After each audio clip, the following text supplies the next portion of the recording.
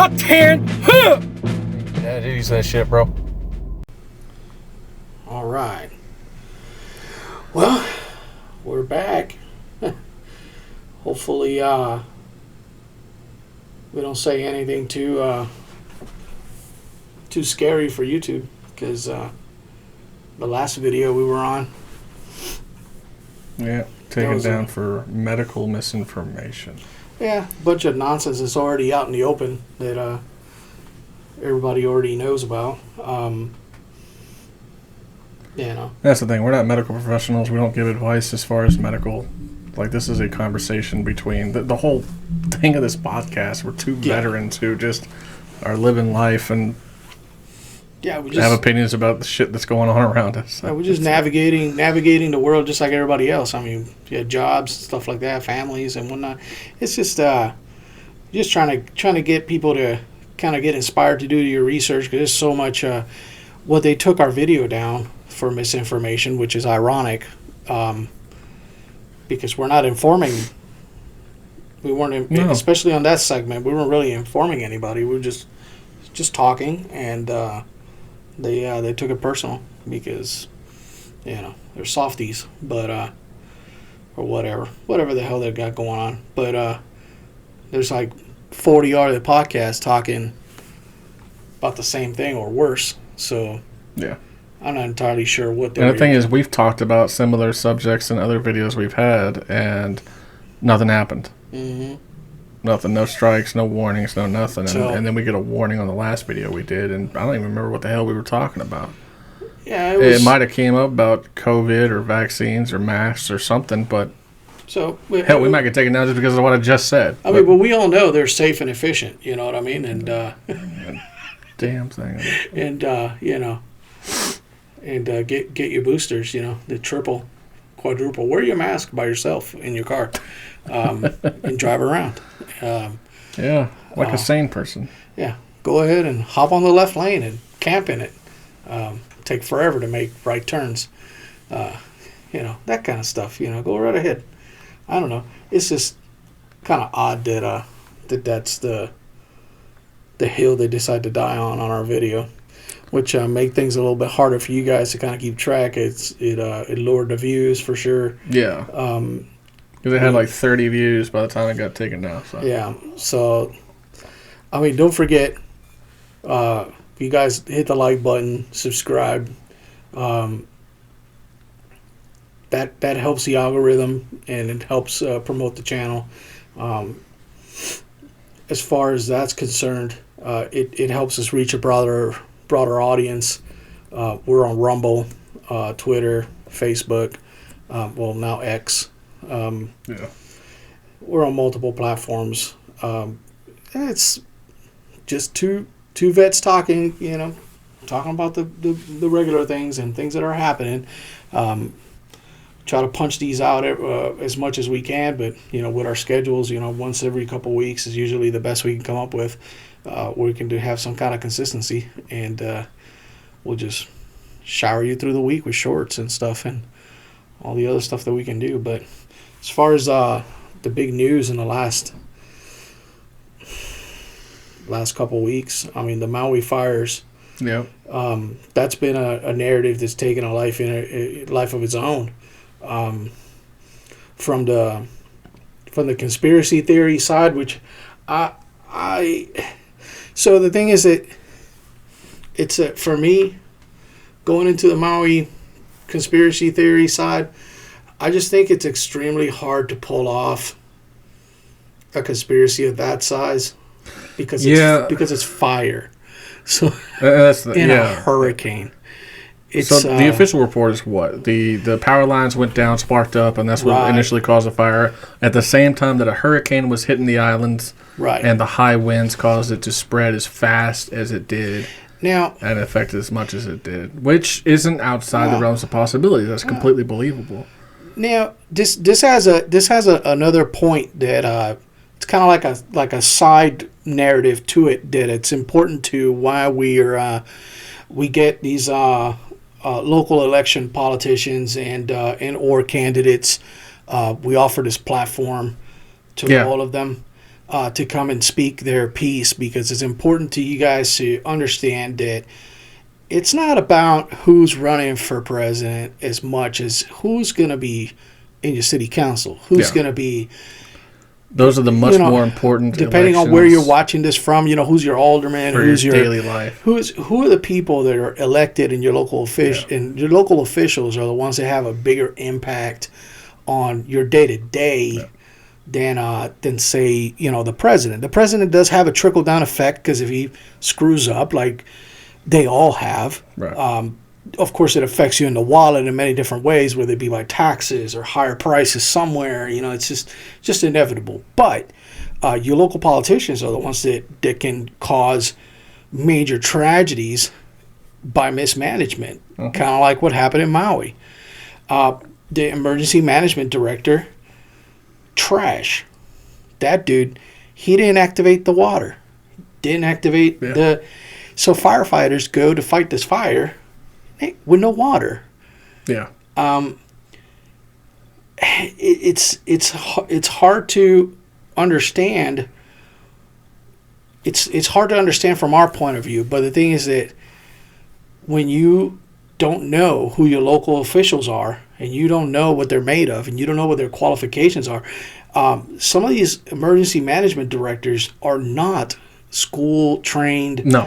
They go through the same FEMA courses that you and I have seen a million times in the past, where you take a bubble class and click on the answers, and it's death by PowerPoint with a test. With a test, and you get your little cert. I got tons of certs from FEMA, tons of them, throughout the years for many different reasons and many different positions that I've occupied through the years. I mean, I've been carrying a gun on my hip for somebody for the better part of 20 years. So in many different positions, for State Department, DOD, for local government, it's private industry and whatnot. And they've all required, I've done maritime stuff, and they've all required something from somewhere, some kind of certification, some way, shape, or form. These guys, they'll do the death by PowerPoint thing, click, get their certification, and boom, they're certified. FEMA Emergency Management 1000 or 700 or 800 or whatever the series is. And off they go. But the thing is that during real life and death situations, and we've seen it personally with our local areas, how much of a problem has been for the incident management commander. Like, say the sheriff steps in and he has a very good idea of how to handle this stuff, because he's lived in the county for 90% of his life, and he knows how the cookie crumbles on these emergencies because he's seen them before. As a law enforcement guy, as a deputy, as a regular road officer, and now he's dealing with people that are maybe not from this area. They got hired from the outside or whatever, and there's conflicts. But in the end, what I saw with our emergency management apparatus is that in the end, they all ended up collaborating to a successful means. There's so much experience that it was very hard for bad decisions that cost lives to be taken. So automatically, patrol goes out, evacuates the people, go door to door. Like, it was just seamless. But in Lahaina, the police were placed at strategic points throughout the city in checkpoints, and they held traffic in place. In some instances, turned people back, and the officers on the ground didn't have the information that the people that are running away from the fire or trying not to burn alive have. This dumbass didn't fire up the emergency broadcast system, and when questioned on it, his answers were basically, "Oh, well, that's for tsunamis." Well, the emergency, it doesn't matter.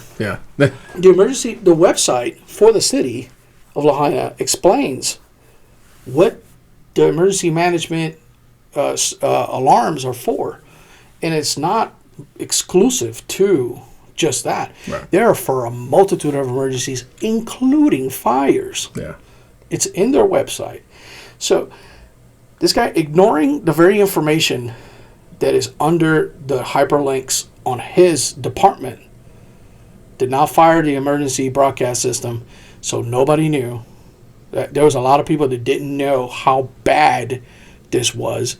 And any of you guys have been in a hurricane or been in situations with tornadoes and stuff like that. You're just kind of like, well, how bad could it be? I was like, is it really that bad? Pretty bad. Because in modern times, it's almost inconceivable that you would run into an apocalyptic natural disaster. Here's the thing about warning systems, just particularly warning systems. Right. I mean, nowadays we have interconnectivity with cell phones and computers and whatever, televisions. So you can send out a broadcast to your local television and it'll cut your programming if you're watching it on satellite or on rabbit ears, if you got old rabbit ears, or cable TV. It doesn't matter. It'll cut off your programming and give you an emergency warning from the state, from some kind of official, from somebody who actually put that out there. Now, nowadays we got the cell phones and they'll do the same thing, but they'll just activate. You don't have to be on your cell phone. You don't have to be doing anything. It'll just activate and send you the warning. A lot of people most everybody gets warnings for like child abduction or like Amber Alerts. Right. Silver blue, alerts, blue yeah. alerts, stuff like that. They come on your phone as soon as it gets plugged in anywhere in that state. And they got to go through a process to do it, and then it happens, and everybody gets the alert. Everybody gets the alert. Right. Now, what did we have before that? We had alarm systems. There are still tornado alarms all throughout Tornado Alley. Yeah. Like everywhere. Oklahoma, Nebraska, Texas. There's some here. Yeah, they're here too. There's several here. And we're not terribly prone to that, but we have seen it. Not in this particular area, but this region of Texas is absolutely prone to it. It has several tornadoes a year. Right. So, I mean, before all this interconnectivity, before the cable systems, before the cell phone system, before the computer system, before all of that, you still had big-ass sirens that were on really tall poles to give out a warning system. Yeah, they said, hey, this is not good. And so let's not mistake one thing for the other. It's without a doubt, when an emergency management situation happens of this magnitude, it is lethal. Yeah. The threat to you is lethal. There is no sitting there contemplating how bad it could be. No, you're not just subject to say, I'm just going to, little cuts and scratches here. No. The emergency is absolutely life-threatening. You have to move. Yeah. So in a situation like that, I mean, you have to think, if you live in these areas that have high plains, a lot of grass, a lot of stuff like that, they're prone, that could be potentially centers of big brush fires and whatnot. If you live in tornado-prone areas and stuff like that, like James mentioned, Tornado Alley and whatnot, what steps are you taking for yourself to ensure that you get out of there, get out of there with your life, not so much get out of there with your PlayStation, but just get out of there, with your life, which is the most important thing. So, I'm not saying to go head on into the prep life, but you should have some kind of level of preparedness. You know what I mean? You should have something. Like for instance, in my house, we have a couple boxes of MREs. Shout out to my buddy Adam who provided a couple of those. A water receptacle of some sort that you can actually secure water, take it with you. So I got a jerry can where I could fill with potable water and take it with me, put it in my truck and go. When tornado season pops in, and we did this in Puerto Rico when I lived down there, we prep little backpacks for the kids with the essentials. What are we going to need? Socks, underwear, little creature comfort stuff that you can do probably without a change of clothes, but it definitely helps morale when you're trying to get the hell out of somewhere. To have fresh clothes or have the availability to wash what you're wearing and put something fresh on. Just those little things. So we prep little backpacks and stuff like that. We've done that in the past. And it don't have to be on all year round, but just something that when it's that season, go ahead and put something aside, and just for an emergency. If you got a bug out of your house or go somewhere and in a quick, fast, in a hurry, at least you've got something. So don't fall prey to complete unpreparedness is what I'm getting at. Right. It's always beneficial to learn the inner workings of being prepared, know how to start a fire, know how to do. But in lieu of that, have lighters, have some kind of killing, some kind of cutting utensil. Yeah. You know, in lieu of not knowing that kind of stuff, well, a lighter starts fire. Well, go ahead and put a pack of Bics in your go bag. Yep. I mean, you have to put like a strike stone. I'm just saying. Yeah, I mean, I'm just saying. I mean, well, you don't have to do that. Just put the lighter in there. Yeah, I'm just saying. Like, you don't have to be. You don't have to. To have the MacGyver knowledge is fantastic. Believe me, Yeah. it could come in very, very handy in a survival situation. However, in lieu of not having that knowledge, and if you don't have time or whatever, like some of us are just constricted by life, right, go ahead and throw a lighter in your backpack. Yep. Have a couple of lighters. Yeah. Check your equipment. If you got flashlights, like I got a lantern, like a a lantern.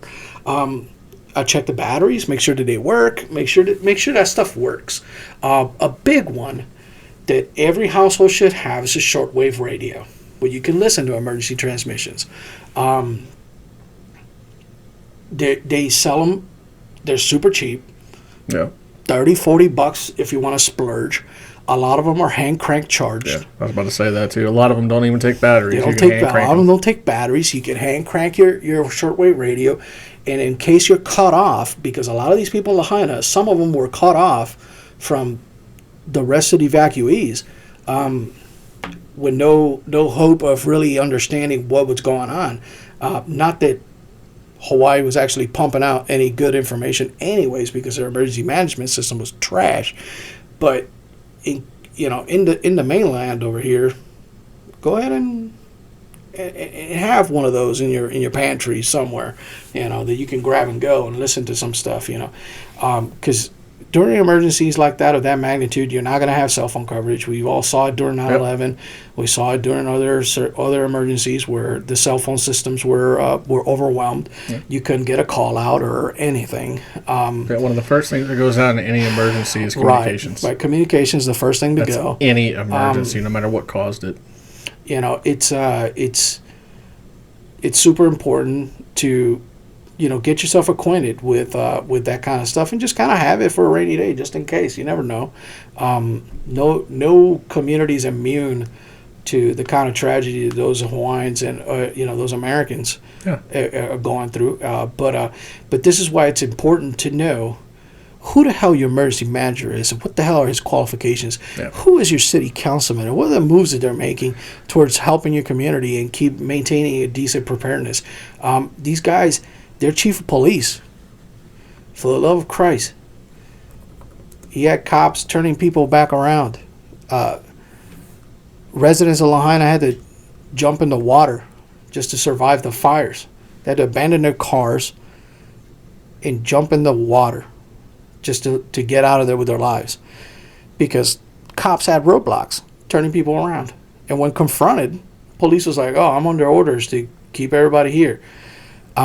Those that survived via the roadways, because they ignored the police officers, and they just went past the checkpoint. It's like, you know what? Or ditched into the water. Or ditched into the water. A bunch of people just died in their cars. So that's the thing. Something like an emergency manager isn't usually an elected position. I think it's an appointed position. It's an appointed position, but the thing is that the stupidity has a trickle-down effect. So yes, who appointed that person? Who appointed that person? An elected official. So the elected official appointed that dumbass. It's like, who is that guy? Is he freaking like 2 clicks off of zero? You know what I mean? Like, is he even on paper? Or is he like a Magoo? You know what I mean? Like, right. You need to know who these people are. So when they make appointments that can impact your life, that they're good decision makers. Right. They have a track record of good decision making, and that's why we let these guys come in and speak their piece, guys or gals, whoever you are. But we've reached out to a bunch of them. A couple of them have gotten back, and we've gotten back and forth. Their schedules are pretty busy. A lot of them are in the middle of in the beginning of their campaigns, and at the same time dealing with day-to-day life. So it's right. We'll publish out news as we get confirmations and stuff like that. We'll let you guys know what we got coming down the pipe. But it's that thing in Lahaina is it highlights why we do these little things here and why it's so important that you pay attention to your local elections. Because those guys are going to come in. If you vote straight ticket, blue no matter who, or red until you're dead, or whatever the hell your slogan is, and you go ahead and straight ticket without knowing who the hell that person is, if he's not locked on, he's going to end up appointing some people in those key positions that could cost you your life. The stakes are that high in some places. Granted, there's always that possibility you may never experience this kind of stuff, but it's better to know and not have to need it, you know. So, but that's all I got to say about that Hawaii stuff. There's so many conspiracies and so many things going from anywhere from space lasers to mega internet cities I mean, it's just so much. And the thing is that I can't really give that much. I can't breathe life into that stuff without concrete information. Yeah, I just choose not. I choose not to. A lot of YouTubers have chosen to run with it because it gives them the clicks, it gives them the likes, it gives them the content and the feedback and whatever. That's fine. I've seen all of them, so they got my clicks. So I fell for it too. I clicked on. I was like, "Ooh, that looks crazy," and I clicked on it. I was like, "Oh my God, no." I was like, look, the thing is that without concrete information like that, I just really can't breathe life into that kind of stuff. It's just not responsible. Yeah. It's the thing that can be irritating, especially if you're a victim of this. If you live there and you're seeing this crap come across YouTube and you know it's crap, it's got to be irritating for those folks. I mean, what would be irritating too is seeing the celebrities like capitalizing on this. And they have. I've seen Oprah's thing, and she's got The Rock standing right next to her, and they're talking about, donate to this thing. Thanks, Oprah, you billionaire. How about you donate to it? Yeah. Instead of, my donation is making this damn video. Yeah, and that's because my time is worth about $500,000 a minute. Yeah, and that's the thing, donations. So, as a federal response, the president. We talked about this on the last on our last go around. For the first 17 years of that man's life, Hawaii wasn't even a state. So to pretend that this dude could understand that this place is even alive and that it's one of the stars on our flag is it's insane. You realize it. The Joe Biden that we got. It's not the Joe Biden that we had 10 years ago. It's not the Joe Biden that we had 5 years ago. Yeah. It's his mind's gone pretty downhill. This is a person that has cognitively declined in front of our very eyes from before he was elected to and I'm talking about weeks before the election to where he is now. He is considerably deteriorated. Yeah. I mean, hell, he fell asleep. Yep. During the city council meeting where they're talking about in Hawaii. I mean, this is a man that can't take the travel. That particular video is odd in people's comments, especially the White House's response to it.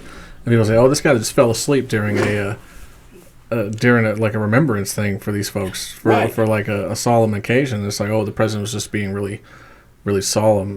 No, watch the video. You know the difference between sleep breathing and awake breathing. He's sleep breathing. He's breathing real deep. His chest is rising. He's asleep. Oh yeah, he's out. He snaps out of it kind of. He only fell asleep for a couple of seconds, but he fell asleep. He is so old. He's an old man who cannot handle travel from can't handle the jet lag. D.C. to Hawaii, which is what, an 8-hour, 12-hour difference? Right. So yeah, he should be in bed at this point, and he's not. It's in the middle of the day. So you got a guy that's being kept alive. He basically goes on life support every night. I doubt that. I would not doubt that at all. I'm absolutely 100% out. I'm telling you, I'd bet my whole paycheck. How old is he exactly? 962. Thank you. I needed that. You're fucking.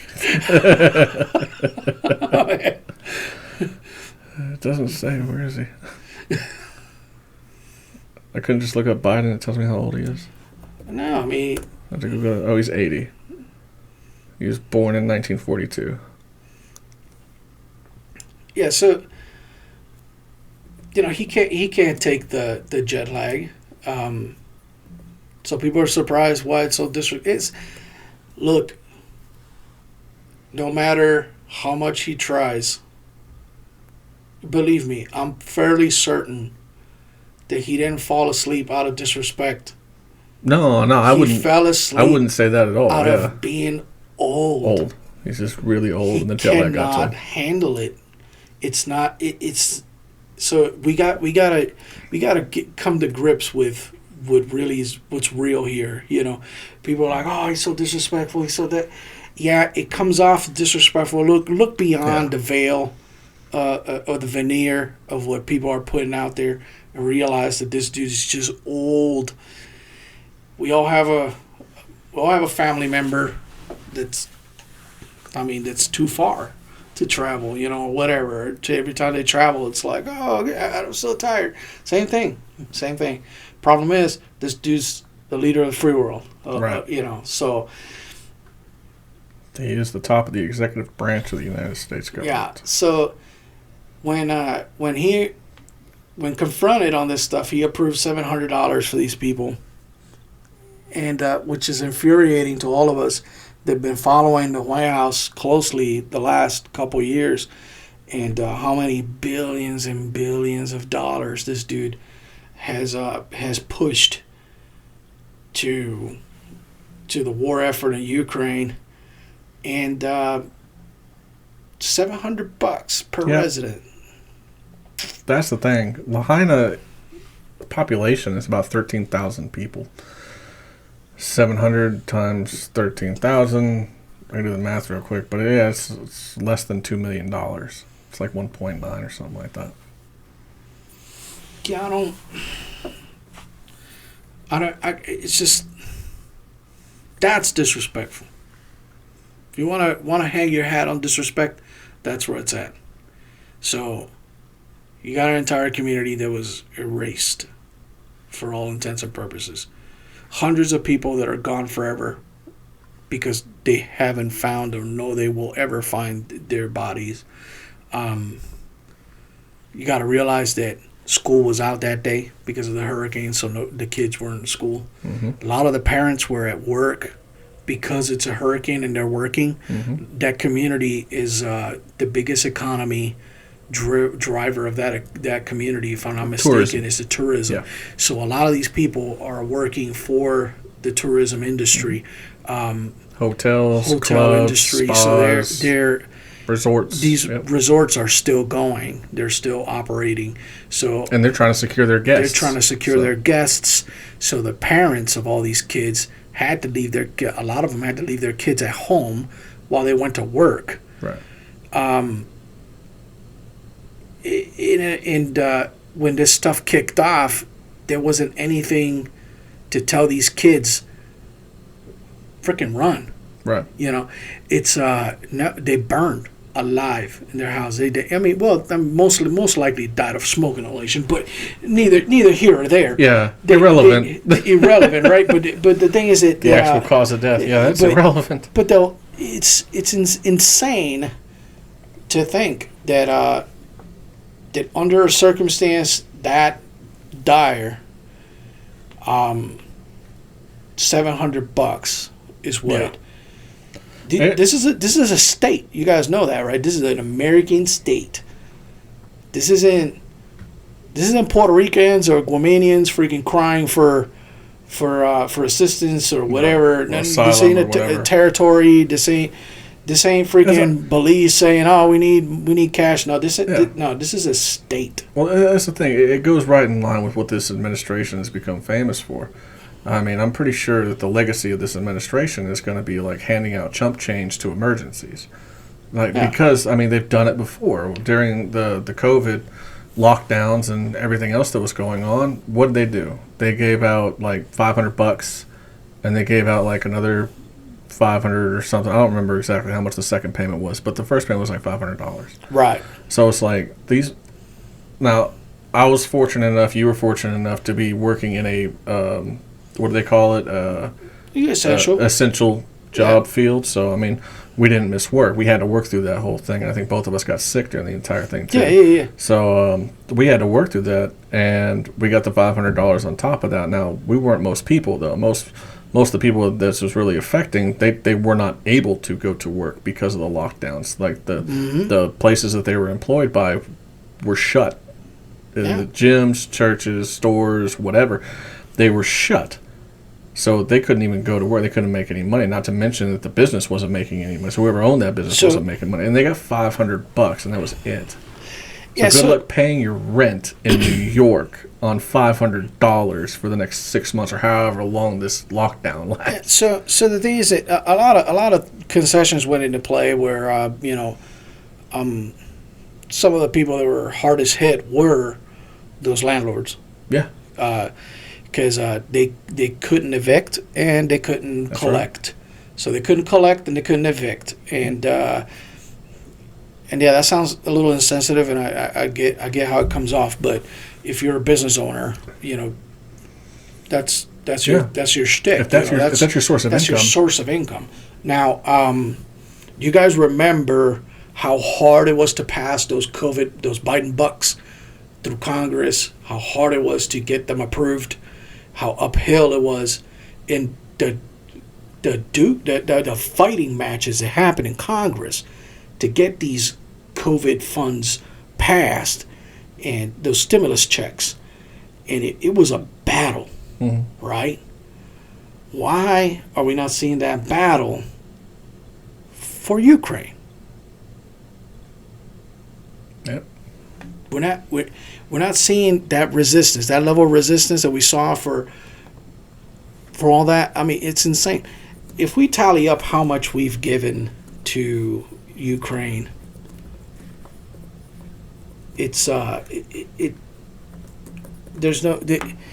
So for the longest, I'm thinking, well, healthcare for all. That depends on what source you look at. Yeah, so it varies. What I'm looking at right now is Council on Foreign Relations, and they're saying $75 billion, and that's probably just money. That's just monetary. That doesn't include troops. It doesn't include equipment. It doesn't include fuel. It doesn't include weapons. That is just money. Right. So, as I sit here, I think I'm thinking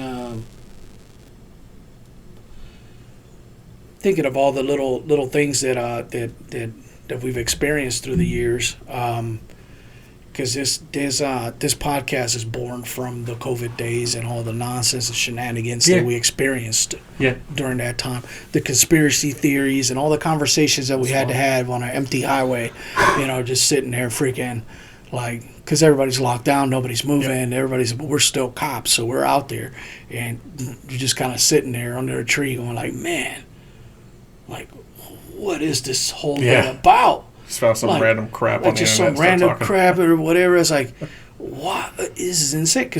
So look at it this way: we've never seen lockdowns like this in our history. Period. No. In the history of the United States, not even during the height of the Cold War, where we had allegedly nuclear missiles. We definitely had missiles in Cuba. Cuban Missile Crisis. We didn't see lockdowns like this. So it's unprecedented, and that's what kind of gave birth to this podcast. Was those conversations, and I can't for the life of me I can't think of why the government is reacting the way they're reacting with the funds and how they go. Like, why is it so easier now than it was back then, compared to back then? What's changed, and why? And we look at this war in the Ukraine and what's provoked and what's come out of it. We have very little interest. We don't have any. Not really. Not until recently. I think the most of the United States interest came about in 2014 when Russia took Crimea. Annexed Crimea. Right. So we don't have. Before that, we didn't give a shit about Ukraine. Really, the Russians didn't either. Yeah, we don't. We don't have. They're not. They're not a NATO. Nope. Anything. So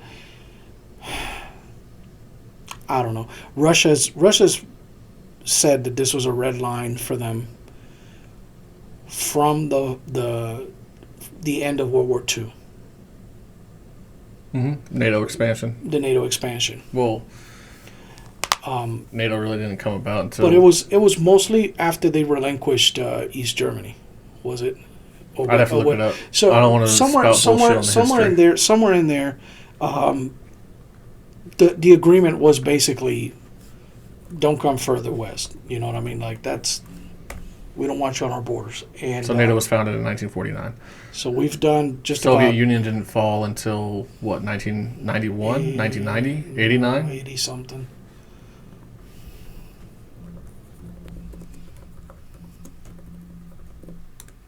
Yeah, it's 1988, the dissolution of the Soviet Union. Right. So, and that's when the Soviets gave up their half of Germany. But yeah, the Soviet Union since NATO even became in existence, they've always said, yeah, don't expand any more countries. And I don't think NATO did until Stalin died. And then it kept expanding, like, decade after year after year, decade after decade. It kept getting another country, a couple more countries, here and there. Yeah, I don't know, man. But it's all been fairly confrontational, in my opinion. But I mean, I just don't understand why. And then the vice president of the United States would get on stage and just basically say how much he wants Ukraine to be a member of NATO and how that's one of their goals. And you wonder why the Russians are so pissed off. It's just kind of like you continue to poke the bear, and that leads me into some of the arguments that the Republicans on the debate stage were having just this last week. A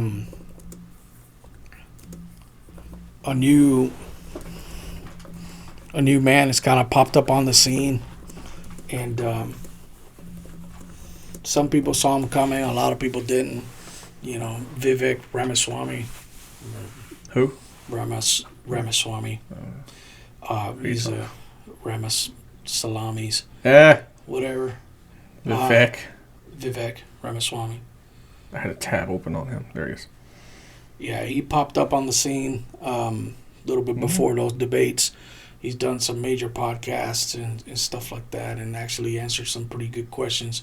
He's silver-tongued. I mean, very well-read. A guy very highly educated. Highly educated. Son of immigrants. Dude's... People want to say he came from nothing. It's not true. He came from wealth. Well, he came from... The man was making $1 million a year when he was 21 years old. Yeah. Come on, bro. But I mean, doesn't seem like a bad person. He seems like a you don't seem like a bad person. I don't think he's. Here's my honest opinion about Vivek Ramaswamy. So I have kept a little bit of fucking tabs on him, not looking into him or deep diving on him. He's a very good talker. He's very good in front of a microphone. He's good in front of cameras. He's well spoken. Very, like I said, very well educated, and I don't think he is actually running for president. I think he's running for vice president. Well, yeah. I think he's wanting that pick. He is trying hard for Trump to pick him for a running mate. That's what I think that he's doing. Well, I mean, yeah, because anybody that's on that stage is a number two. If it goes that way in the primaries, yeah. They're a potential number two. Because,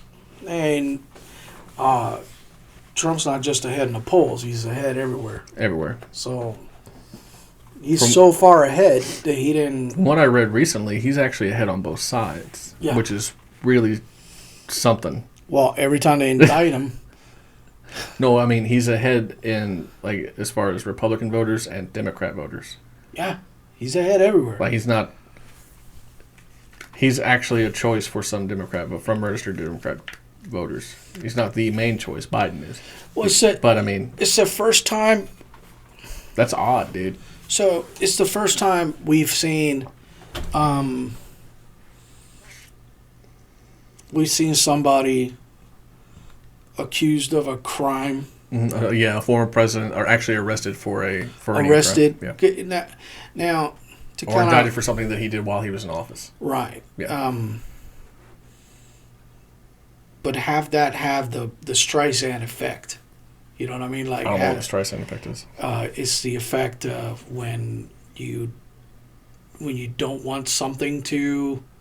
When you speak against something and it has the opposite effect, like when you say "don't say that," and then the fact that you said that actually makes it even louder. It gets louder. What the woke stuff does to like everything they try to condemn. Yeah, it's everything the woke crowd tries to condemn becomes like number one in the nation. Right. Every time. Because they're not the They're not the majority. Right. It's that's one thing we got to get across.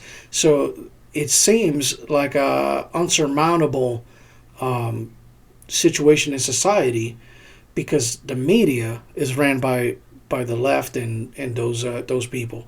So they have they have the voice and the platform, but they are unable to convince the majority of the population, which is you, me, and presumably other people that follow this podcast or maybe watch it. They can't convince those people otherwise, which is why they'll put a transgender person on a can or on a candy bar or whatever, and the nation, or in a high office, and the nation will boycott that product, and it loses freaking, like in Bud Light's case, Budweiser, $2 billion of market share. Same thing happened to Target. Target had a Satan worshiper person making devil clothes for gay babies or something, and it got blown up and exposed, and people started canceling Target, and it became a thing. It's because they are not the majority. It's just plain and simple. A lot of these people are talking about the EDI, and the exclusivity and diversion, diversity and inclusion, blah equity, blah blah, diversity and inclusion, something like that. It's some crap we don't pay attention to. They're playing that, but that's a major interest group trying to gain control of most of these companies that are out there that are ran by the minority. It's not something that's majority of us don't. We don't give a damn if you're gay. We don't give a damn if you want to dress like a girl. We don't give a damn about any of that stuff. Can you pull your own weight? Right. That's. Can you do your own thing? And you be a productive member of society. That's above all. That's all we care about. Most people. That's all most people give a shit about. Are you a productive member of society? Or are you actually dragging us down with your nonsense? And that's what we freaking care about. Same thing. I was in the Army when the don't ask, don't tell stuff, and there were guys in there that we knew were gay. Yep. We knew were gay. Yep. We knew. Sergeant Rouse that blocked me, Facebook and all that stuff. We knew you were gay. We always did. We knew. We didn't care. You know why? Because you pulled your weight. He was a fantastic soldier. Yeah. Huh. I can't talk bad about his soldiering. I can't. I wish I had something. I don't. That dude went to war with us. Fantastic dude. He got offended because we were making fun of him for being gay. But, we always knew. Well, I take it back. He did do a couple things that were kind of shitty. He did do a couple things, but I won't expand on that. That's that's between. That's the thing. Back when I was saying the guys that we had that we knew were gay, or like they were in the closet, they didn't want anybody to know that they were gay. They weren't going to come out right with it. Like, oh yeah, I'm gay. Yeah. We knew because there were indicators, and Yeah, we knew. It's fine. sometimes we we got backed confronted. off. And, yeah, okay, yeah, you're backed gay. off. You know what? Doesn't matter. Because they, as long as they weren't giving anybody anything to do, nobody really give a damn. My personal experience with the don't ask, don't tell policy back then, it just gave homosexuals a free ticket out of the military if they didn't want to be there anymore. Because all they had to do was go to a sergeant major or something like that. It's like, hey, I'm gay, and I'm liking showering with other guys, and I don't think I need to be here. Out. Yeah. I mean, it wasn't a dishonorable, it was an entry-level separation. There was no punishment to it. There was no long-lasting effects of it. It was just, okay, yeah, you're out. yeah. That was the effect.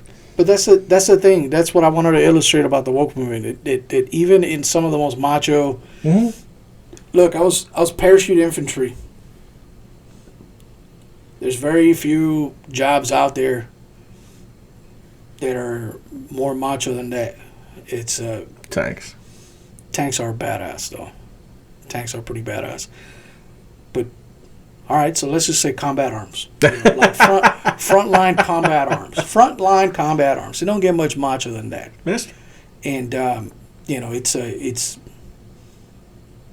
if we have plenty of gay dudes in there, we didn't give a damn because as long as they pulled their weight and they did their thing and they didn't give anybody anything to do, we didn't give a shit. So that's the whole thing about this woke movement, trying to ram this ideology down our throats and stuff like that, and we don't care for it. We don't care that you are, but we're not. So stop telling me. And the thing is, like, I don't care. Where the huge controversy comes in is how many facets of life is that ideology actually getting into? It's getting into the school system. I'll put it to you this way: if you ever ran to one of them freaking fanatic sports fans, like if you had a friend or an acquaintance, they just wouldn't shut the hell up about a particular sport. You about MMA? Well, that's about all I got, bro. You know I don't know many people. Yeah, well, well, you guys know. I'll talk to the audience because the fucking recluse here, goddamn Captain Caveman over like here. 4 people. He's like, fucking 4 people. You're one of them. It's like you're the most fanatic sports guy I know. Yeah, that's it. God damn it! All right, fuck. There goes the example. Just give it, man. You know what I mean? Fucking somebody. I gotta squish you in the brain. You don't know what I mean, but it's not smooth up there. Go on. Fuck. So you got some. It's the same thing. Like somebody is a fanatic sports fan, get like constantly telling you about whatever sport, and let's say you don't subscribe to that. Like you're not a fan of. Let's say somebody, for instance, let's say somebody talks about the Cowboys, and somebody's like, "Man, the Cowboys are going to do this," and it gets to the point where they identify themselves as a part of the team. Like, we're going to do real good this year. Right. We're going to, man, and if we could do this, if we could do that, motherfucker, we nothing. You ain't on the field. Yeah. Ain't nobody paying you shit. You're talking about the cult aspect. Yeah, the cult aspect of being a fan. Like I consider it fantastic that people have a hobby and whatever, so I endorse it. Go for it, but I'm not. So I like MMA. I'll listen to you, and I don't know any of the fighters. I have no idea most what the names are. And that's why I'll tell you. Boxing. I love watching boxing. Yeah, I love boxing. I know maybe 2 boxers' names. That's about it. I'll tell you. And move football, on. I like watching football. I don't really like watching baseball much, but I like playing baseball. I'm not a fan of anything, but I enjoy a lot of those things. Yeah, it's when you find somebody that's like super passionate about something that's completely, I guess the better example would be interacting with somebody that's super fanatic about something that's completely irrelevant. Right. I got you. Yeah. You know what I mean? It also provides zero to value to life. Yeah. Because guys that play like Warhammer 40,000. If you get into a conversation with some folks like that, they're passionate. If they got like their own armies and shit, they're ridiculous. I don't know anything about Warhammer 40,000. I don't give 2 shits about board games at all of any level. Go fuck yourself.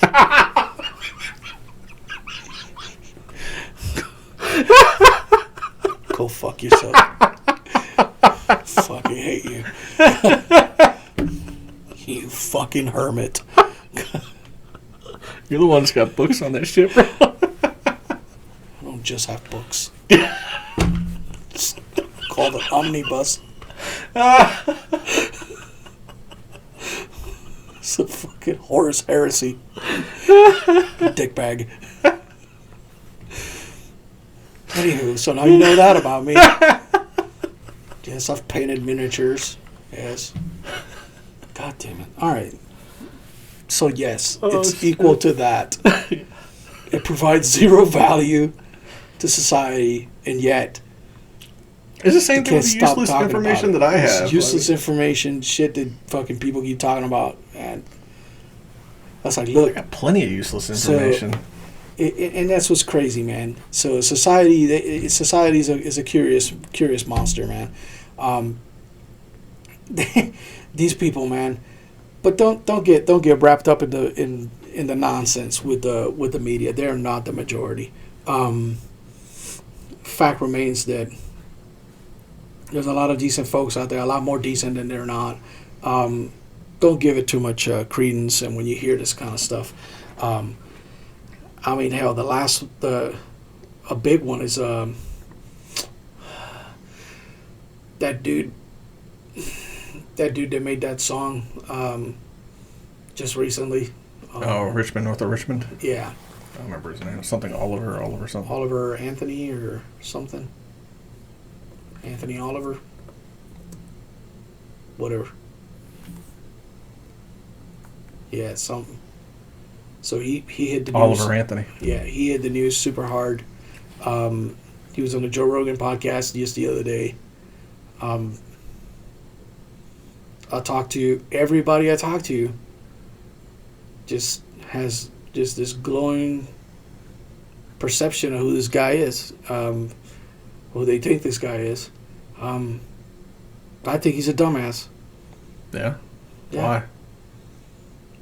Well, his song, I'll explain it. I could be wrong as shit, but his song is clearly talking about the struggles of the people that are not part of those chosen few that are in Washington. Because if you don't know north of Richmond is D.C. Yeah. So he's talking about all of those freaking ass hats that are up there, that as soon as they get elected, they become millionaires freaking months later. Because you don't hear shit about AOC having rent trouble. Yeah. You heard that in the beginning. On a $100K salary. Yeah, you heard that in the beginning, but she hasn't had problems making rent in a while. So, so he's talking about those people. Now, he was offered a record deal. I think it was $8 million. Some $8 million. So basically, you solve your poverty problem. And he said no to that. And I'm like, okay, well, maybe he's got, qualms about this not being as important as the money and this and that and the third. Maybe he's just super idealist. He can give that fucking money away. I mean, I'm just saying, if you're crying about the struggle and they put a bag of money in front of you going like, hey, dude, fantastic music. I like your style. Let's go ahead and get you on vinyl. Let's put it. And he turns you down. Then you're like, for me, what the fuck are you singing about now? To me, it just kind of defeats the purpose. Like you're singing about being poor. You're singing about being disenfranchised. You're singing about being not listened, not heard. You're singing about all these other things and how these people north of Richmond are basically taking advantage of everything. Now you're given an opportunity to have equal footing to a lot of the stuff as far as building a platform, building a brand, starting your own stuff. This starts with a record deal. Could start with a record deal potentially for him, and he turns it all down. An opportunity to bring all those people that he's talking about that are his listeners. He can bring some of those people up with him. He can create generational wealth for people to surround him, not just himself. And he turns it down. So now I'm like confused because I'm like, okay, what the fuck are you crying about then? Just kind of like, go back to work. Because, I don't know much about the guy. I didn't watch the Joe Rogan podcast with him on it. Yeah, I mean, I've seen clips on YouTube. So I've seen the Joe Rogan podcast with him on it. I mean, he talks a lot about all kinds of stuff. I think a broken clock is right twice a day. For me, it's he had a video that he came out with basically condemning people and the usage of his song and all this other stuff. And at one point, he was talking about how the Republican debates use his song and how he thought it was funny and all this other stuff, because the song was about them, not just Right. not just this song ain't about Biden, is what he basically alluded to. And true, the song is about all politicians. He sees himself as a centrist, which is okay. But what I know about copyrights is that the Republicans approached him and he said yes. They didn't just take his music. Right, they have and to pay him played for it. using it. Yeah, So yeah. you see what I'm saying? Like there's little inconsistencies here and there Right. that just leads me to believe. And I had this conversation with another friend of ours a while back. I was like, I've said this in the past. Like you'll work with, you'll meet the same person over and over and over again, just with a different skin. Yeah. And you like I've worked with a dozen people that are whatever, this guy. Like you'll see that same personality traits, those same characteristics in that person, damn near to the same look in the eyes, like almost identical to this person. Like also doppelganger in personality and character. Right. You'll run into that person over and over and over again. Those people are immaterial. They don't mean anything. It's those guys that kind of stand out from that pack of NPCs. And I've been calling them NPCs long before that was a term that people used. I'm talking about, I started calling people NPCs. Oh, now it's just on 15 video trend 15 on years TikTok. ago. You ever hear about that? Oh, dude. The people, NPC trend on TikTok? Yeah. Oh, it's Yeah, ridiculous. It's yeah. If you guys are still operating on TikTok, I mean, don't. I mean, it's just dumb. But we're not on TikTok. We're never going to be on TikTok. I'm not on TikTok. You're supporting the Chinese Communist Party directly. But in any case, that guy reminds me of other dudes I've worked with in the past that are just like him. Like immediately. Just their rhetoric, the way they carry themselves, the way they talk. For me, they're not important. It's just my take. I think I don't think he's I don't know enough about him to agree with you or not agree with you. Right. But what he is irrelevant. His song though is very relevant and is reaching a lot of people and having a huge impact. Good. If it has a positive effect. Here's my other side of that coin. Positive effector is probably going to have more of a negative effect than a positive effect. The thing is, both students of history said this many times. How do revolutions start? Mm-hmm. Art. Revolutions start through the art. Imitates life. Yeah. A lot of.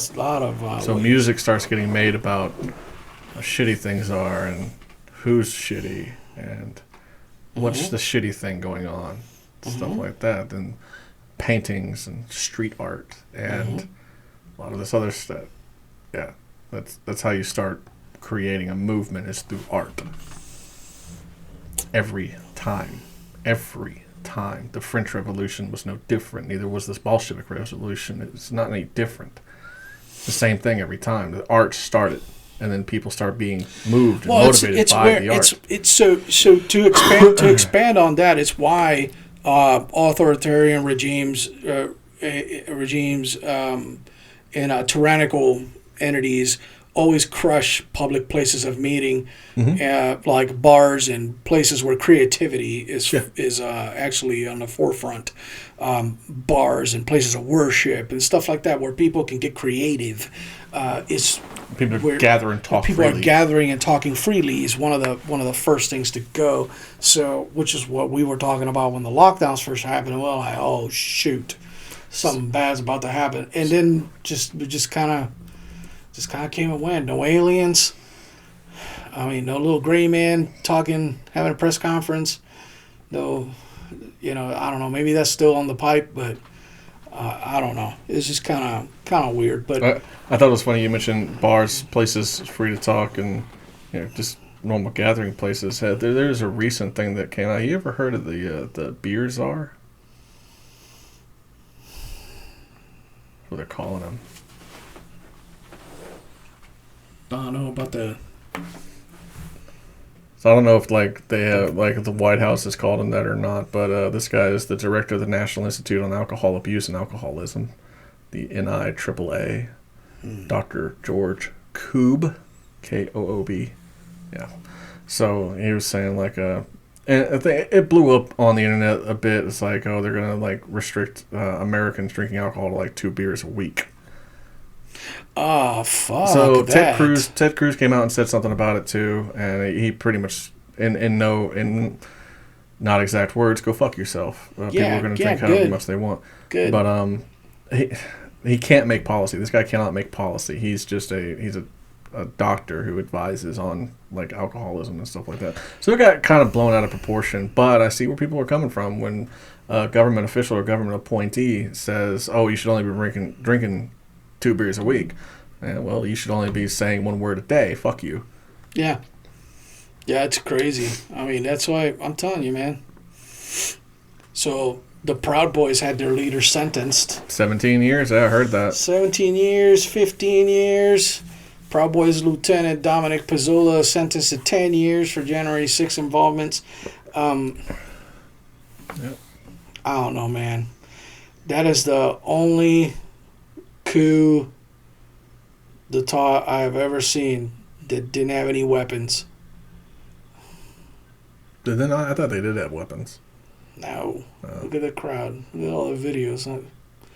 I mean, it may have been a couple pistols sprinkled amongst the protesters there, but, I mean, you want a coup. That's D.C. I mean, that's a pretty steep penalty to get caught with a weapon in D.C. Not if you take over the government. Yeah, true. You know, and I am the captain now.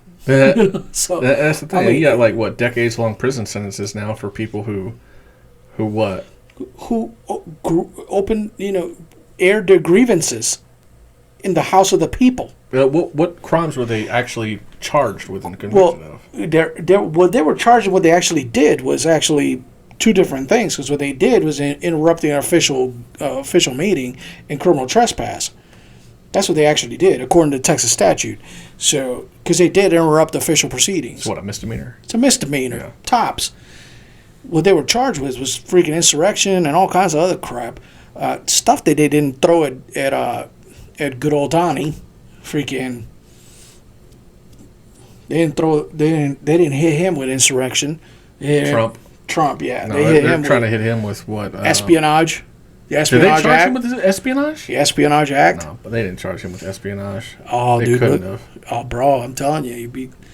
They hit him with the Espionage Act for the documents in Mar-a-Lago and some other nonsense. Then, of course, that conversation that he had with the people in Georgia where allegedly, I think, well, I don't think it's allegedly. I think he actually said, told the dude down there to find him the votes. He needed to win Georgia or whatever. I mean, it's... So Trump's got 2 felony counts for obstructing an official proceeding. Mm-hmm. 1 felony count of conspiracy to defraud the United States. And 1 felony count of conspiracy against rights. Whatever the fuck that means. Those are federal charges. Oh, gobbledygook bullshit. I don't know. It's yeah. That's the thing, like, and you're right. Yeah, they couldn't have been armed. I don't think they would be dumb enough to actually carry a weapon on DC, especially on Congress ground. And that's what I'm getting at. Like, if they truly wanted to overrun the government and take it over, they would have used weapons. Only 1 person got shot that entire time. And it was a young woman who was shot by DC police, which was not investigated. Or not DC, Capitol Police. Capitol Police shot her in the face, and nobody investigated it. That cop is still, or whatever he was, is still running around. Yeah. So. But it was a black cop who shot an unarmed white woman. So. Oh, then it's okay. Cool. It's okay. Yeah. Totally. Reverse that completely, and that cop is fucked. No, it's Ikwansi Ocha, White Devil. Remember Ace Ventura? I haven't heard it in Arabic in a while. Do you know the Arabic for it? I've been called that shit in Arabic. The translator told me every time. Jesus Christ. I liked our interpreter. He was cool. Yeah, till he blew up. No, he was cool. He didn't blow up. No. I used to have mine. Like a 20-year-old from Baghdad. I used to have mine freaking get on the radio and induce ComSec rollovers. Really? Oh, yeah. That's a fucked up way to fuck with your comms guys. Oh, yeah. Yeah, well, they used to make fun of us because they didn't leave the wire, man. So I'd grab my boy Aziz, man, and give him the mic. Be like, hey, man, say some shit on the radio. Yep. On freaking Battalion Net. He'd get out there. Yeah. Fucked. All comms across the entire sector.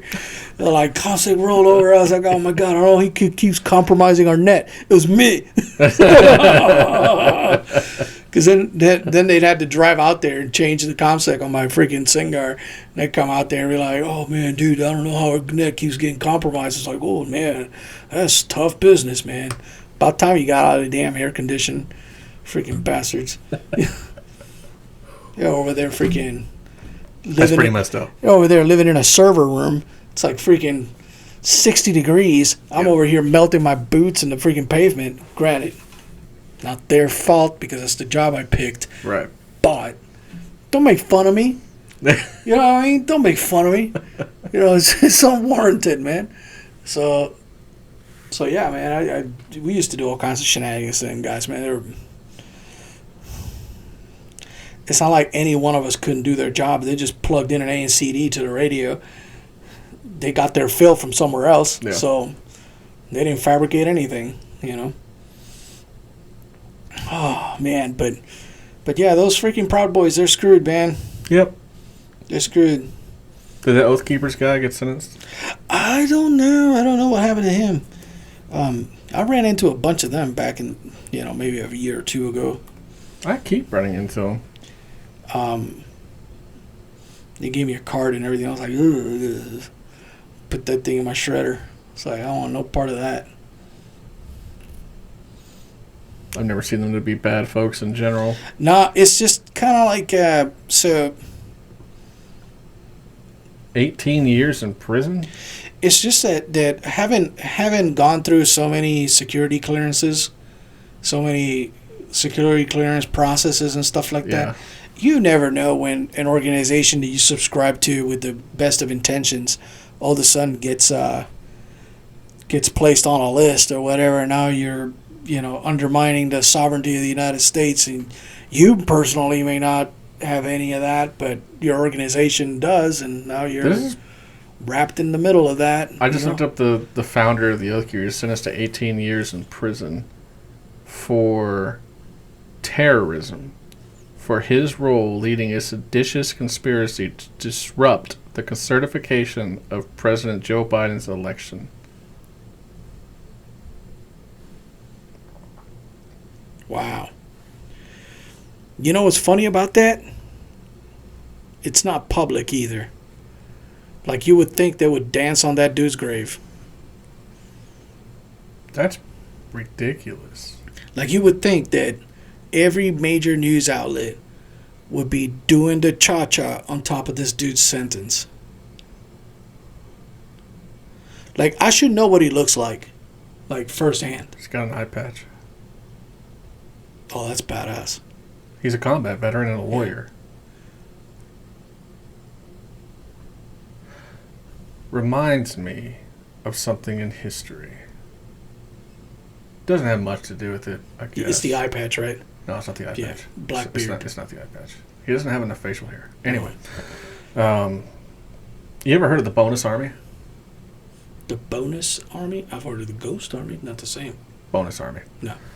So, quick history lesson. I'd have to look up what exact year it was. But I used to have a couple of favorite generals, especially during World War II. Patton was high on the list, not only because he really did a lot of great shit in Europe, but he was also a general who was in love with armor and cavalry. He did a lot of great things for the armor community and the army. He made a uniform specifically for tankers that looked ridiculous. Now I think Space Force took it.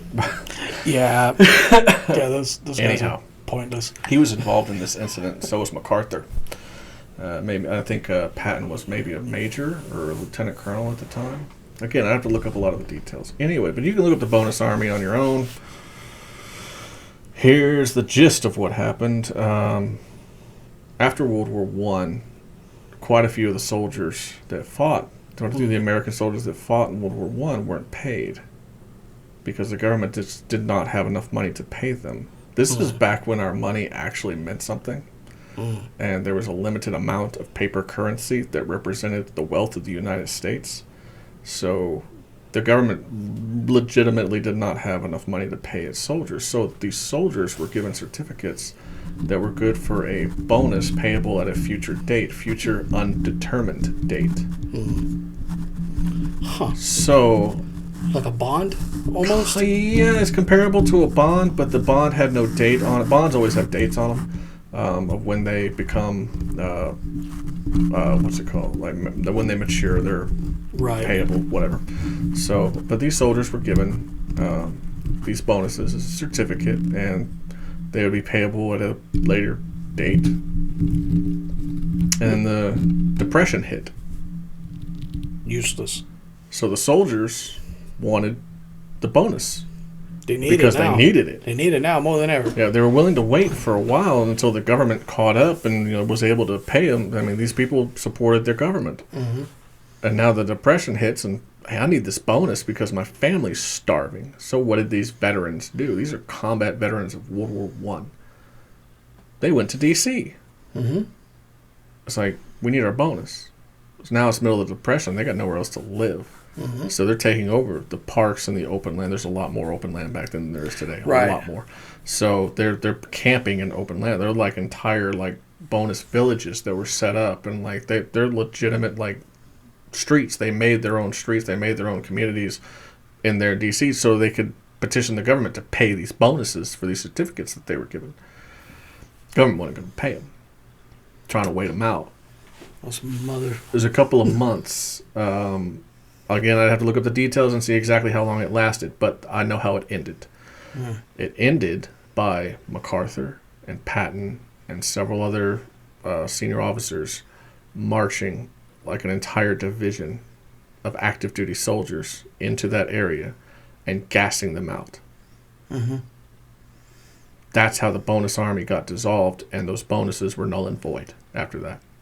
Because now these soldiers have done an insurrection against the United States. They attempted to redress their grievances. And were found to be traitors, I guess. And that's the thing about that's what shit like this reminds me of. What happened to this guy? I don't even know his name. Stuart Rhodes is his name. That's the thing about redressing your grievances at that level. If the nation doesn't follow you, right? The nation's not supporting you. You're a bad guy. You're a bad guy. You're a bad guy. It's the same thing. Like say hypothetically, somebody were to do something completely irrational to the leader of our nation. If the entire country doesn't just go yay and rally behind that action, it's absolutely completely criminal.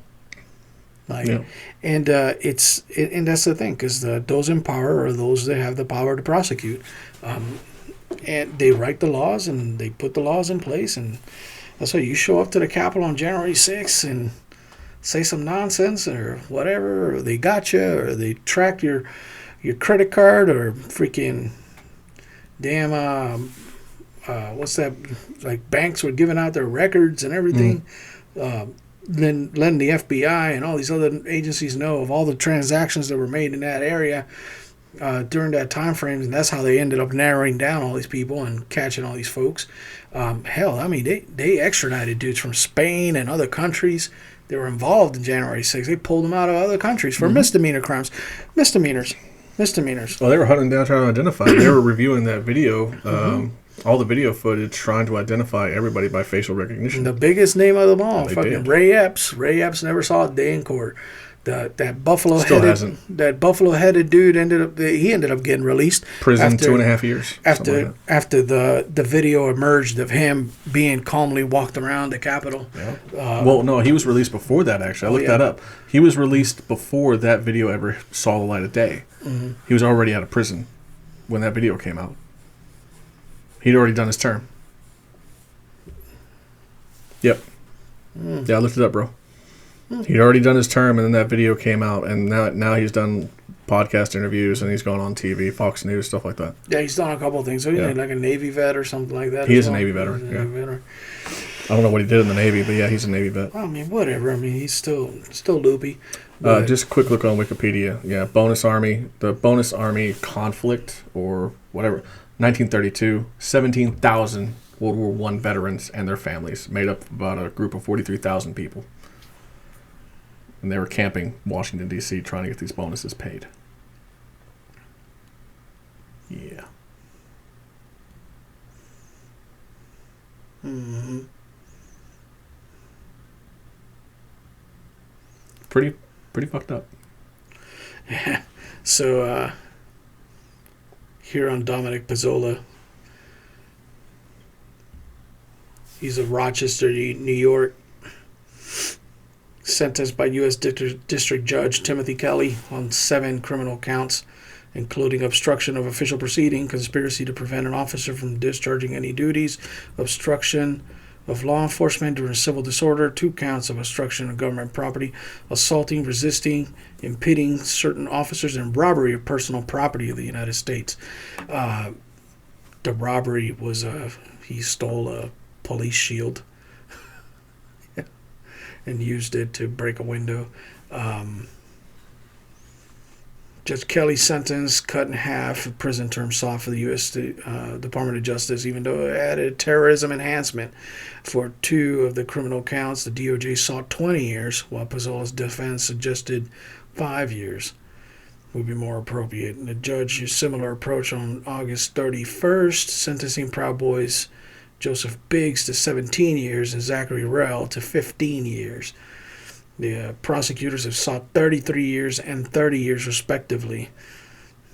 Top Proud Boys leaders Henry Enrique Tario and Ethan Nordian are still to be sentenced. I think that's nuts. As he was being led from the courtroom after being sentenced, Mr. Pizzola raised a fist and shouted, "Trump won." That's the prevalent thing that they have to squash if the Democrats want to retain the White House without cheating. Which, I mean, they all cheat. Let's be clear. Yeah, both sides cheat. Both sides cheat. But I guess a better word would be to be legitimate in the eyes of the masses, I suppose. Sure. They gotta crush that. Legitimate in the eyes of the law depends on the judge. So, I mean, yeah, but you know what I mean. Yeah. Like, so this kind of dissent doesn't really carry you over. They have to crush this thing, you know, that sprouted from January 6th. This thing that has a word. Yeah. It's dissent. Yeah. Wow. They have to crush it if they want, because they've definitely not tried to cultivate a candidate or find somebody that's worth anybody's time. They just keep wheeling Joe Biden out there, you know, and it's so keep shooting him up with stimulants so he can actually keep his eyes open. God, you see that one video where like he's damn near like grinding his teeth and his eyes are like as big as the holes that are in. Bro, it's yeah. That's why it's like. That's why I'm telling you, it's not disrespect. He's old, and they're basically they just dip him in formaldehyde, put him in a freaking bath of formaldehyde, and then just fucking just thaw him out the next day. Like, all right, let's go, Joe. We got to go here. He's like, no comment. You know. It's not disrespect. Pump them full of a cocktail of they just pump all kinds of stuff, meth. He's like, when I was in the mountains of Xixinping and Himalayas. What? Dude. He reaching for dead people, like, try to shake hands with people who don't exist. Fucking. That's the thing. Like, yeah, he's high as a kite. He got to be. I mean, think about it. people are close to death. They see things, Yeah, I see. Especially in ghosts. Shit. It's like, Corn Pop. He died years ago. Corn Pop. I was like, hey, look here, Gladiator. You ain't walking in the fields over there. It's just, this is real life, bro. It's Is this Elysium? It's like, no, bitch. No, it's not Elysium. It's like, oh my God, this guy. I tell you, it's what it is. It's not him being disrespectful. It's just that he's high on drugs that they're keeping him on to. And he's far too old to be doing. Far too old to be doing this very, very demanding job, which is the biggest appeal for Vivek Ramaswamy. That guy. It's the biggest appeal. He's young. He's True. Yeah, he's young. He's 38 years old. 38 years old. That's smart guy. Yeah, I mean, he's very articulate. He's great in front of a camera. Great in front of a mic. Honestly, I think he'd probably do decent as a president. Damn sight better than what we got now. I have one thing. But comparing somebody to Biden is pretty fucked up. Yeah, well, I mean, yeah, well, true. I mean, I would make a president than Biden. Bro, any one of our viewers would make a fantastic president over that guy. It's just this is a better president than Bro, Biden. if he did nothing at all. This actually has a purpose. Yeah, if he did nothing at all, he would be just as good as the last guy if he didn't do anything at all. That's the biggest problem, is that he erased all these freaking policies that the last guy put in place. Had he not even done a damn thing, he would still be in a great place.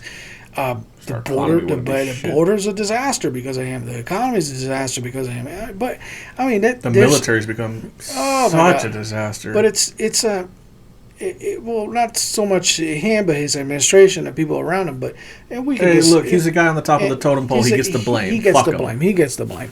So he gets the blame. It's on his watch. He's the lightning the rod. Army. What? So. Tell you a little personal history. I was fat in high school. Pretty fat.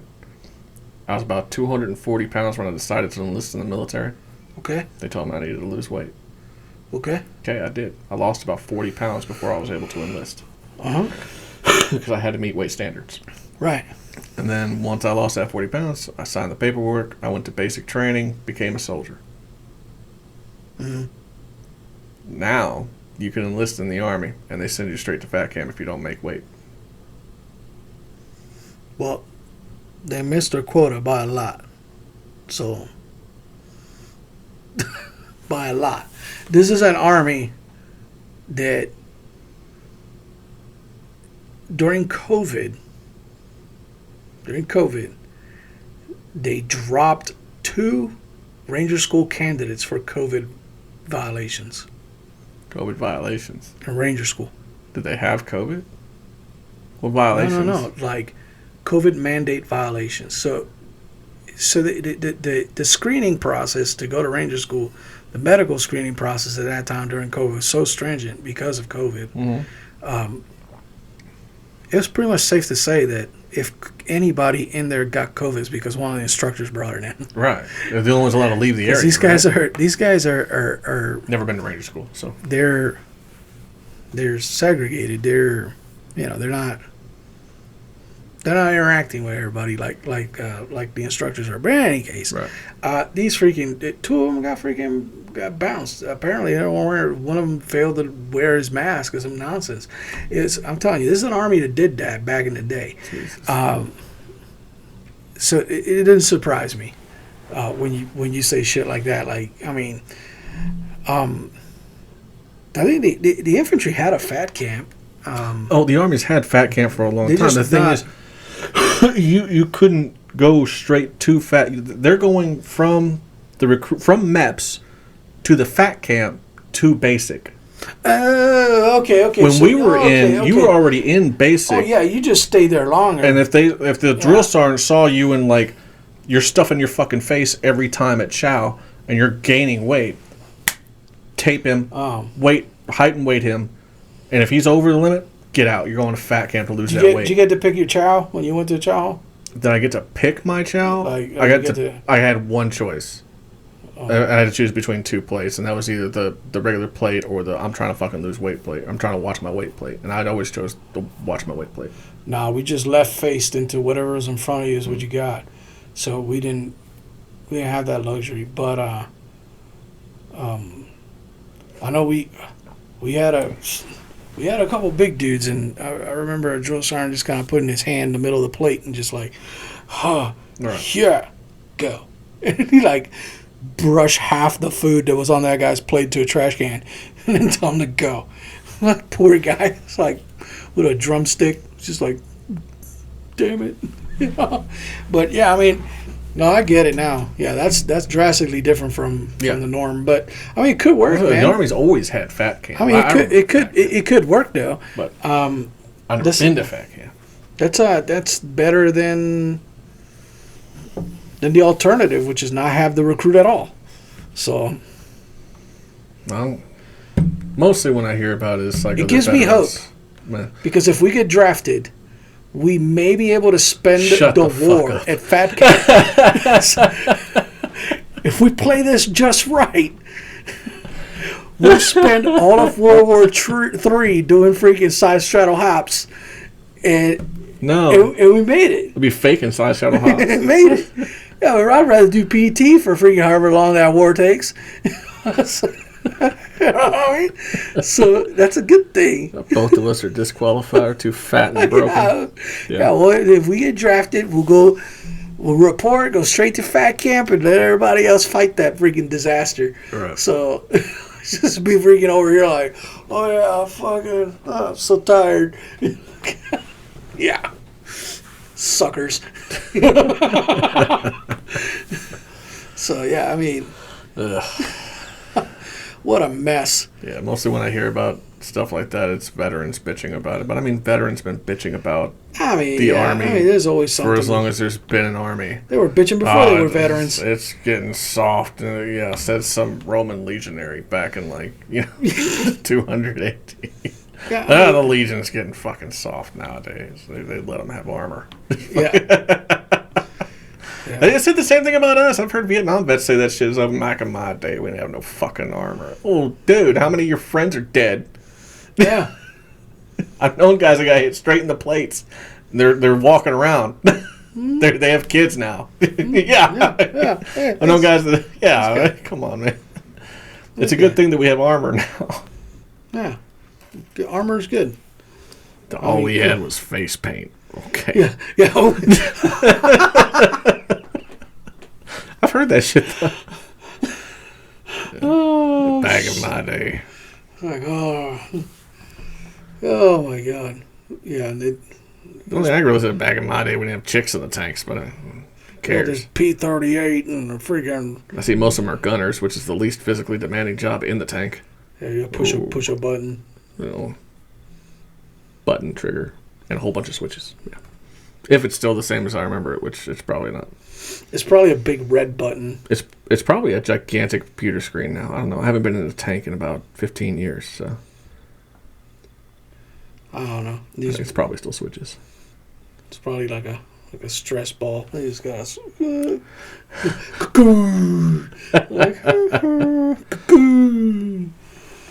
so they feel better about the killing. Be effective. Yeah.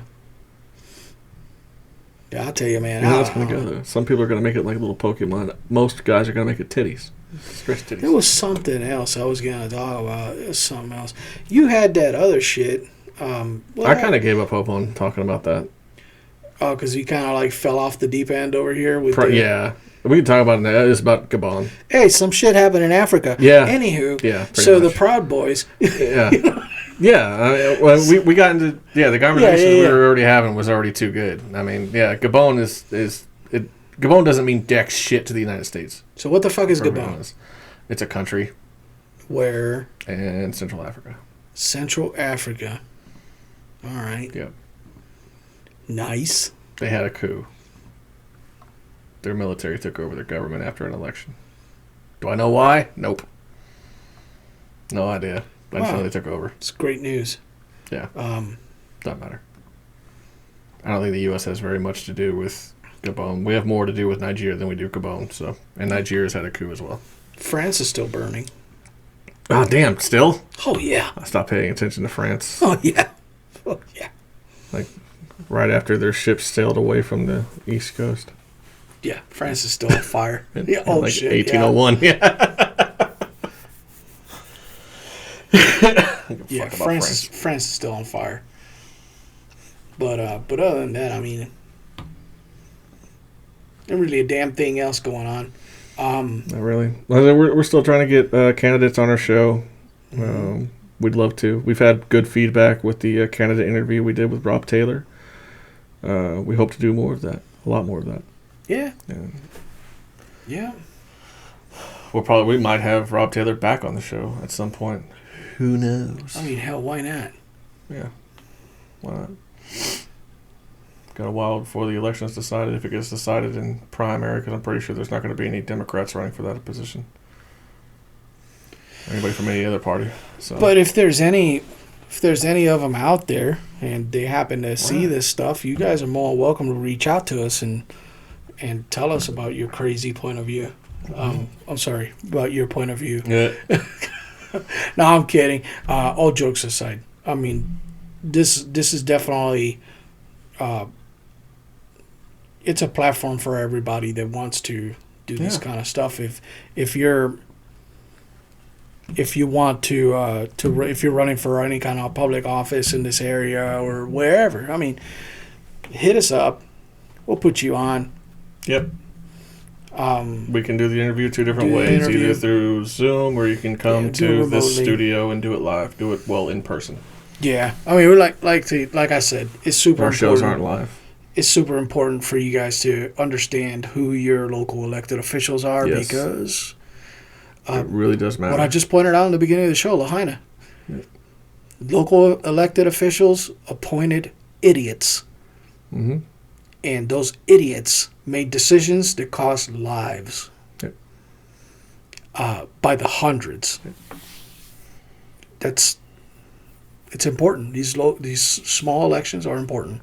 So, but don't forget to watch us on YouTube and Rumble. So the last episode, the uncensored version. So if YouTube gets any goofy ideas and they get all butthurt about something that we said on this one, the unedited, unfiltered, not because I edit all the videos, but the unfiltered one without the beeps and whatnots and the elevator music, it's going to be on Rumble.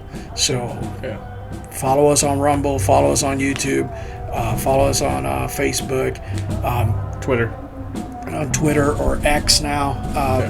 So under at EastCast, and that's all we got for this week. And you guys stay safe. And just remember, we do not give out any medical advice. Consult a doctor. Yeah. If you want complete bullshit. Yeah. We're just BS in here. Don't take our advice and. We're not doctors. We're not doctors. So it's stupid. Who the fuck listens to? Come on.